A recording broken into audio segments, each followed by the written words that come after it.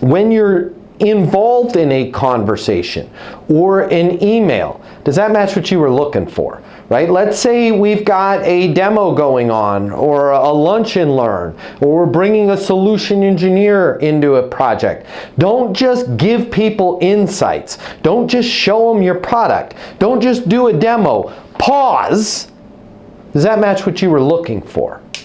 The pause is so amazing. The pause is so important. When you pause, people have a moment to digest what you're saying. You did it just there because I paused, right?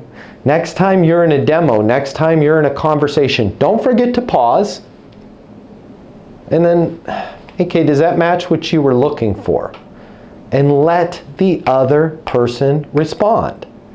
You're going to be amazed at how the other side will digest and think about what you just presented to them. And in often cases, they'll say, yeah, you know what that does? That's exactly what we were looking for. Awesome. Does it make sense to blank? Add this to your suite. Get a formal proposal over to you. Or they'll say the other thing, which is almost just as good. Does that match what you were looking for? Well, we were hoping to see XYZ.